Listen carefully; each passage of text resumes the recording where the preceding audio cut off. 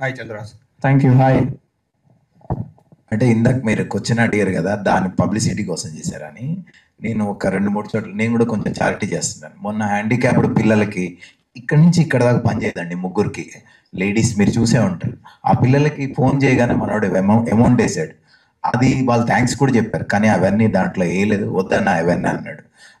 అంటే ఈ సినిమా సందర్భంగా చేసి ఉండొచ్చు కానీ బట్ చేయాలన్న మెంటాలిటీతోనే తను ఉన్నాడండి. రెండోది ఒక విషయం, ఫైనల్ టార్గెట్ తనే కాబట్టి మనందరికీ. సో ట్రోల్స్ వచ్చినాయి, ఇప్పుడు ప్రభు గారు ఈ మాటలన్నీ తనకి పాజిటివ్గా సపోర్ట్ ఎంత అవుతాయి, మీరు మాట్లాడిన అన్నీ కూడా మీ సపోర్ట్ కాబట్టి తనే కాబట్టి చెప్తాను. ఇంకొక విషయం, ట్రోలర్స్ విషయంలో మామూలుగా మన మీద పడిపోతున్నారండి. పడిపోతున్నప్పుడు మనం తట్టుకోలేక నా కొడుకులు అంటే ఏదో ఒకటి సంథింగ్ బ్యాడ్ వర్డ్తో స్టార్ట్ చేస్తాం. ఒక్క రోజు కూడా అబ్బాయి ఎవరిని ఒక బ్యాడ్ మాట అనలేదండి. నేను విన్నాను, ఇది ప్రామిస్గా చెప్తున్నా. నేను సినిమా గురించి చెప్పట్లేదు. అన్న చేస్తారన్నా ఇంకా తప్పదు డార్లింగ్ ఇలాంటివి చెప్తాడు తప్ప ఒక్క బ్యాడ్ వర్డ్తో స్టార్ట్ చేయడు అసలు అబ్బాయి. అది నాకు బాగా నచ్చింది, ఆ విషయం చెప్పాలని చెప్తున్నాను. Thank you. Hi Chandraraj. Hello. Good. Super. Okay అండి. చంద్ర గారు, మీరు సాంగ్ చూస్తే అద్భుతంగా ఉంది, డాన్స్లో. నాకు 2 క్వశ్చన్స్. ఒకటి, ఈ యాటిట్యూడ్ స్టార్ అనే దాన్ని మీరు ప్రెజర్గా ఫీల్ అవుతున్నారా లేకపోతే ప్లెజర్గా తీసుకున్నారా? ఒకటి. రెండోది, మీ డాన్సులు అద్భుతంగా చేస్తున్నారు. బుల్లితెర మెగాస్టార్ అని మన ప్రభాకర్ గారిని అంటారు. మీరు కూడా డాన్సులకి నేర్చుకోవడానికి ఎన్ని రోజులు పట్టింది? ఒకవేళ రామ్ చరణ్, బన్నీ అంటారు బాగా ఇండస్ట్రీలో. సో మీరు మీకు బాగా నచ్చిన స్టార్ ఎవరు? ప్రెషరా ప్లెజరా యాటిట్యూడ్ స్టార్? First question. అది వెరీ లక్కీ నేను ఈ విషయంలో. నిజంగా అసలు ఎవరికి అవ్వదు డెబ్యూ ఫిలింకే యాటిట్యూడ్ స్టార్ రిలీజ్ అవ్వకుండా. So I'm very lucky. కాకపోతే నేను ఒక నిర్ణయం కూడా తీసుకున్నా. అదేంటంటే, అఫ్ కోర్స్ ఇది ప్రజల నుంచి వచ్చిందే. హ్యాష్ యాటిట్యూడ్ స్టార్ కొడితే నా బొమ్మలే వస్తాయి, గూగుల్లో కొట్టినా నేనే వస్తా. సో అందుకే ప్రజలు ఇచ్చింది కాబట్టి పెట్టాము. బట్ చాలా మంది ఫీల్ అవుతున్నారు ఏంటంటే ఫస్ట్ సినిమాకి యాటిట్యూడ్ స్టార్ అవసరమా అని. సో నేను వాళ్ళని కూడా సాటిస్ఫై చేయడం కోసం నేను తీసుకునే డిసిషన్ ఏంటంటే, ఈ సినిమా చూశాక యునానిమస్ గా నా పర్ఫార్మెన్స్ కానీ నేను కానీ నచ్చలేదని, లేకపోతే నాకు పెట్టుకునే అర్హత లేదని యునానిమస్ గా తెలిసిపోతుంది అది పబ్లిక్ నుంచి. అలా అనిపిస్తే కనుక అందరికి I won't carry the tag from in my future. Second film కి అది అసలు రాదు. వాళ్ళు ఇచ్చిందే వాళ్ళు ఉంచుకోమని మళ్ళా నాకు చెప్తేనే ఉంచుకుంటా సెకండ్ ఫిల్మ్ వచ్చి. సో ఇది ఒక డిసిషన్. రెండో క్వశ్చన్ వచ్చేసి మీది డాన్స్. అందరినీ ఇన్స్పిరేషన్ తీసుకుంటాను నేను. ఏ సినిమా చూస్తే ఆ సినిమాలో హీరో కష్టాలు కానీ నాకు వాళ్ళు పెట్టే హార్డ్ వర్క్, టాలెంట్ కనిపిస్తుంది. So I take inspiration from every one. నా హైట్ సేమ్ హైట్ 6'2" ప్రభాస్ గారు. సో ఆయన అంత టాల్ కట్అవుట్ పెట్టుకొని ఎట్లా మూవీస్ లో ఈ డస్ అనేది ఐ కీన్ గా observe. And then gymnastics and dance mix చేసేది అల్లు అర్జున్ గారు. సో ఆయన ఎంత ఎనర్జీగా ఫేస్ లో ఎక్స్ప్రెషన్స్ ఎలా పెట్టి చేస్తారు అనేది ఆయన నుంచి నేర్చుకున్నా. అండ్ ఎన్టీఆర్ గారి దగ్గర నుంచి నేను నేర్చుకోవడం ట్రై చేసిన అవ్వదు అది. ఆయన సింగిల్ టేక్ ఆర్టిస్ట్ డాన్స్ లో. సో రామ్ చరణ్ గారి దగ్గర నుంచి డిసిప్లిన్, ఆయన బాగా ప్రాక్టీస్ చేస్తారని విన్నా. సో అలా నేను కూడా ఫుల్ గా నా సాంగ్స్ ముందు 4-5 days బాగా ప్రాక్టీస్ చేస్తా. ప్రాక్టీస్ చేస్తేనే చేయగలుగుతా. ఇప్పుడు ఆన్ స్పాట్ మీరు ప్లే చేయమంటే నేను చేయలేను, అస్సలు రాదు. బట్ ప్రాక్టీస్ చేస్తే చాలా బాగా చేస్తా. సో డాన్స్ ఇదే inspirations. All the best. Thank you. Hi sir. నమస్తే అండి. ఈటీవీ అంటే రామోజీ గారి తర్వాత ఇండస్ట్రీలో ఈటీవీ ప్రభాకరే అంటారు. మీరు చాలా హార్డ్ వర్క్ చేశారు. మీ అబ్బాయిని అంటే హీరోగా పరిచయం చేయడం కొంచెం స్ట్రగుల్స్ ఉన్నాయి, కానీ మీ కెరియర్ కూడా కొంచెం అంటే మీరు యాక్టింగ్ కూడా కొంచెం పక్కన పెట్టి ఆయన కోసం ఫోకస్ చేశారు. ఫ్యూచర్లో అంటే ఎలా చూద్దాం అనుకుంటున్నారు మీ అబ్బాయిని? నేను మా అబ్బాయిని అంటే పర్సనల్గా అయితే ఇలాగే చూద్దాం అనుకుంటాను. ఇప్పటి వరకు వాడు నాకు ఎప్పుడు ఎటువంటి బ్యాడ్ నేమ్ తీసుకురాలేదు నా లైఫ్లో. చాలా బుద్ధిమంతుడు, బాగుంటాడు, చెప్పిన మాట వింటాడు, కష్టపడతాడు. అలా ఉంటే చాలు. అండ్ యాక్టింగ్ పరంగా నా చేతుల్లో లేదు. ప్రజలు ఎలా ఉంచితే అలా ఉంటాడు. నేను వాళ్ళు ఎలా ఉంచితే అలా ఉండి చూడడానికి ఇష్టపడుతున్నాను.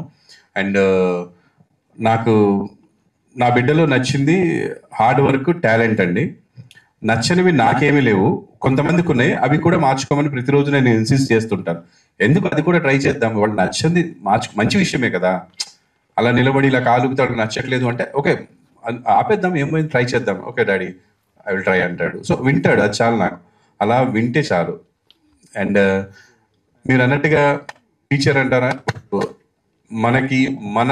మన కెరీర్ నా పక్కన పెట్టా అన్నారు కదా, అది నిజం. చాలా వరకు పక్కన పెట్టాను, ఫిజిక్ అంతా పాడైపోయింది, ఒక లుక్ పోయింది, చేస్తున్నాను ఒక 2 సీరియల్స్. కానీ మనం ఎట్లుంటుందంటే అండి, బిడ్డ పెళ్ళి అంటే ఒక టెన్షన్ ఉంటుంది.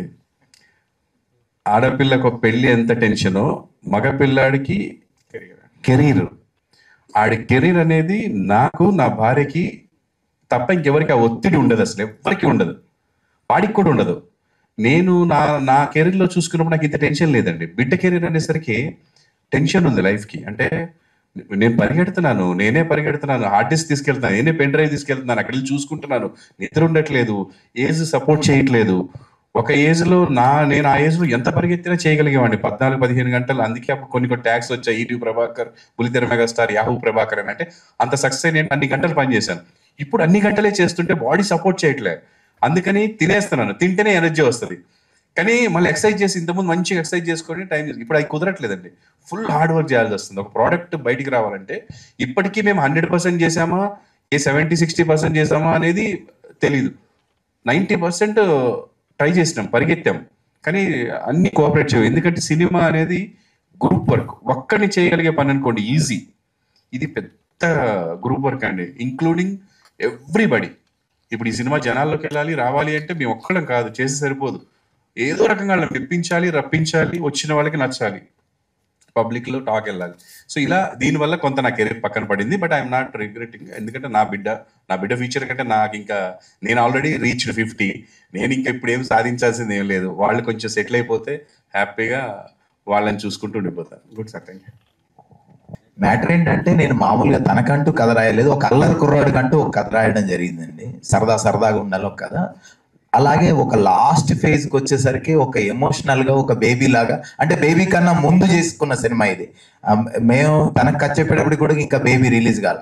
అలా ఒక ఎమోషనల్గా లాస్ట్కి తీసుకెళ్ళిపోదాం అనే ఒక జర్నీతో ఒక కథ రాశాను.